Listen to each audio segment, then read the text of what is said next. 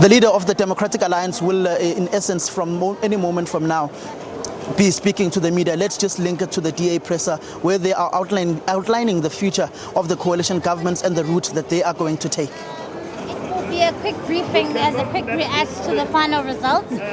John, over to you. We will do before the election, and they said to us, we will see after. But they also said to us that we trust and we believe that you can do things better. Okay, good evening everybody, and thank you very much. And obviously this tonight brings to an end the final results of the local government election 2021. And I think what this is going to be remembered for is a historic milestone in South Africa's democracy, because for the very first time the ANC has fallen below 50%. It now very clearly says that the political landscape has shifted and that it is possible to bring the ANC below 50% across the length and breadth of South Africa. It is very, very significant. It is a project that the DA has been working towards for many, many years, and it is very heartening to see that these democratic elections have rendered this particular result.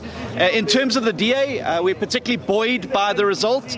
We believe it's a consolidation, and the fact that the DA has turned a corner in terms of where we were at and where we need to be, and it gives us a solid foundation to start to build towards the 2024 election, with the ultimate game to bring the ANC below 50% across the length and breadth of South Africa. We've also heard the message that's been sent to us by communities across the length and breadth of South Africa. One of those clear messages that's been sent is that people don't like unstable coalitions. They don't like coalitions that are topsy-turvy and that don't deliver. And I think that's the message that's been sent in places like Tshwane, Nelson Mandela Bay, and in the city of Johannesburg, and voters have spoken in that regard. In that regard, we will be certainly looking to create stable coalitions. Those processes have already started, and we look forward to being able to form stable coalitions where we can. Where we cannot, we're going to go onto the opposition benches and be an excellent opposition, just like we are in the National Assembly and have been in other councils across the country. So we leave election 2021 buoyed by the result. I think it's a respectable result, and one which allows us to be able to now start the big battle, which is marching confidently to 2024 to unseat the ANC at a national and provincial level and be able to bring the change that South Africa so desperately needs by shoving off the yoke of ANC one-party domination. The other message that's been received very, very loudly and clearly is the one that any proportional representation system will ultimately deliver, and that is that there will be coalitions, that one-party domination is coming to a swift end across the length and breadth of South Africa, and we need to be able to take advantage of that going into the next election. So the road to 2024 starts today. We commit ourselves to being part of a new majority in South Africa that's going to be able to start building towards a better future for South Africa, a more inclusive future for South Africa, one with a growing economy, one that's creating jobs, and one that's serving the people of the country and not the politicians. That's the principles we commit the DA to, and that's certainly what the focus will be over the coming months as we head into the next election. We also won't be getting into knee-jerk short-term decisions. What we will be doing is keeping a very close eye on 2024 and what the actions that we take today are going to do to be able to bolster that project in 2024 to bring the ANC below 50% at a national and provincial level, and hopefully greater numbers than we've seen in this particular election.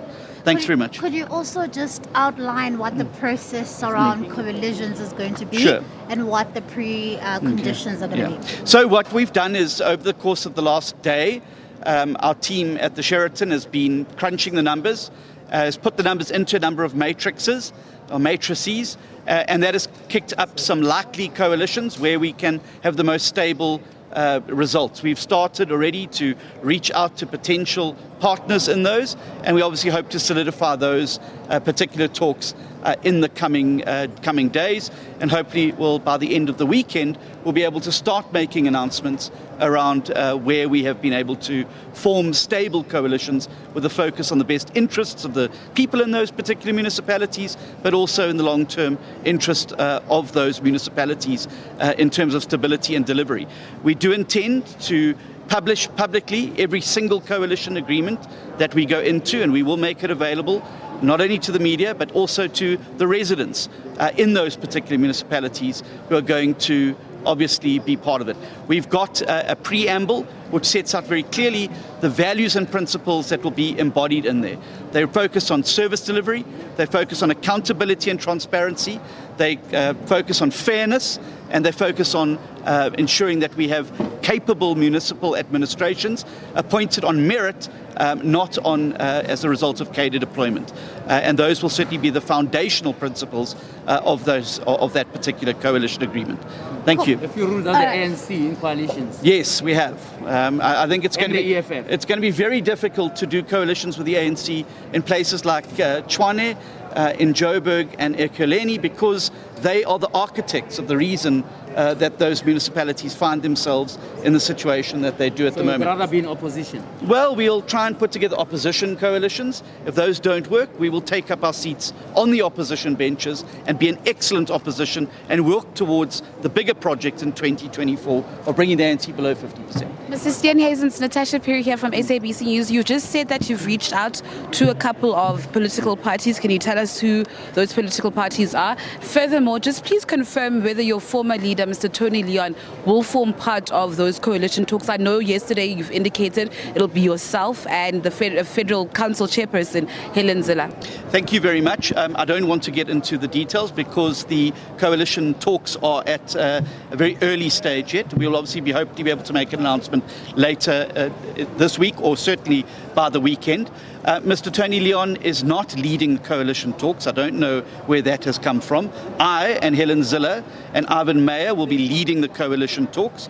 We have obviously pulled in expertise from across the party and people who've been involved in putting coalitions together in the past to come and give some guidance and advice. But certainly the only people leading coalitions will be myself, Helen Zille and Dr. Ivan Meyer as the elected leadership of the party, and then at a provincial level, the provincial leaders and chairpersons of the various provinces. They will be the only people authorised to interact with any other political party in terms of being able to reach out. Are you confident that there will be coalitions in the metros where the DA after this? Well, I'm no doubt that there will be coalitions. Whether they will be ANC-led coalitions or DA-led coalitions is the question that remains to be seen. But in nearly every single municipality, metro municipality, is now hung. It's also quite important to note that in 5 of the 9 provinces, the ANC is at 50% or below 50%. That is significant. That is a significant takeaway from this particular election. So I think that coalitions are going to be... Do you see DA coalitions in the metros? Well, if we can put them together with people who share the values and principles of the party, we will attempt to do so. But as I said, I'm not going to go into government and be part of a government that's going to govern badly and not govern according to our values and principles, because you end up undermining then your opportunity to build on your brand and be able to act and serve the people of that particular community. There's only one thing worse than losing an election, that's being part of a government that governs badly. And I think that's a lesson we've learnt in the metros in the last election. People don't like the instability that comes with unstable coalitions, and that's why stability, consolidation is going to be the order of the day. John, what will you say are the lessons from your failed coalitions, and will you admit that the notion that you were arrogant in those coalitions? Well, I don't know who's made those notions, but we've had good relationships with people that we've been in coalition with, and I think that that will be reflected in the fact that we will go into coalitions with those same people. What are the lessons?